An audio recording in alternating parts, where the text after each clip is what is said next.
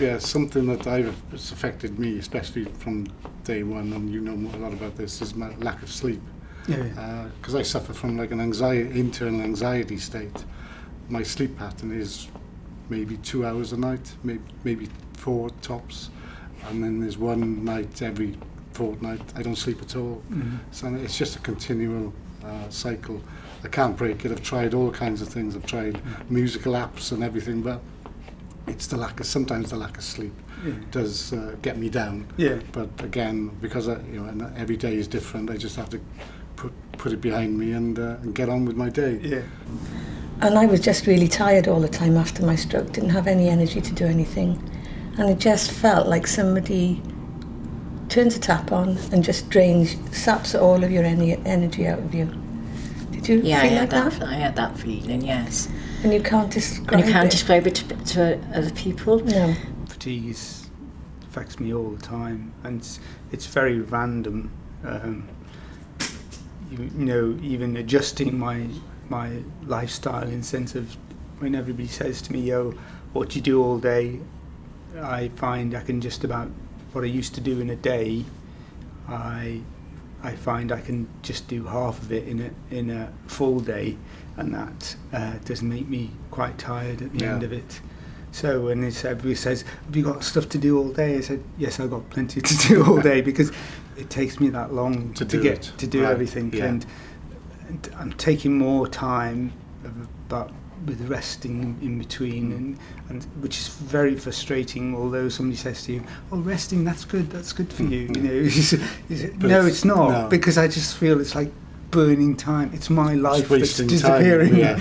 I know how you feel, because I have to, I was physically affected on the left side quite severely, so fatigue affects me, so I have to manage my body basically. If I know I'm going out in the evening socially, then in the afternoon I have to lie down.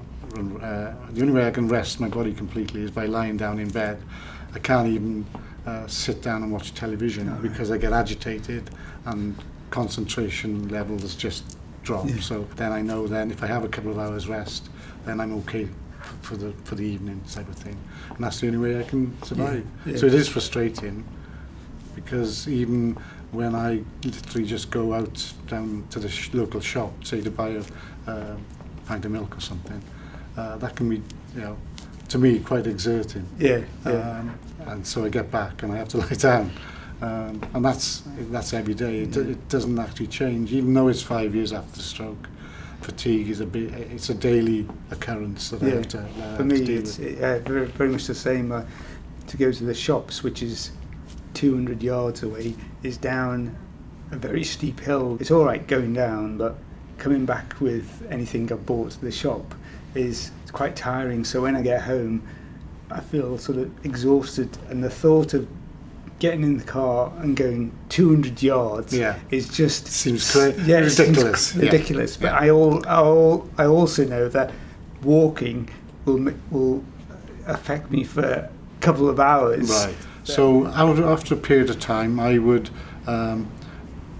pace myself when I used to go out, say in the mornings. I'd go out for an hour and not overdo it, not stay out for two and a half hours.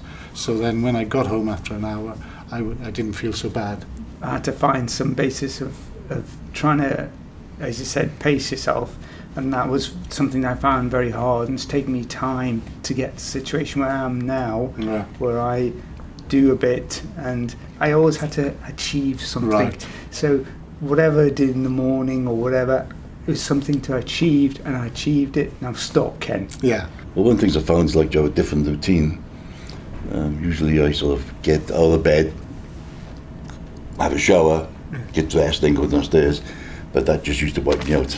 I struggled to put my socks on. Yeah. But I found by going downstairs, getting out of bed, going straight downstairs, and gradually get myself working, get my body working, maybe read the newspaper and have breakfast, then I'm fitter then to be able to go back and get showered and get dressed. It's amazing how much shower can tire you out. Yeah, it's like, but yeah, and every day is so different. I can go a week without being that tired. I need to have a lie down in the afternoon. Yeah.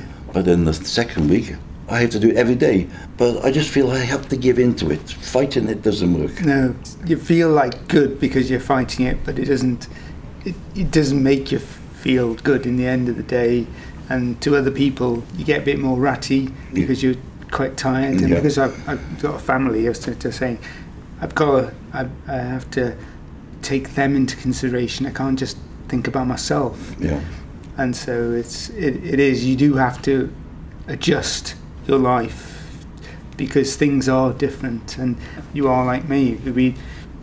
We didn't have a physical disability, so we thought, yes, we can get ourselves back to where I was. That's right. And it's very hard. It took me a long time to realise it isn't going to happen.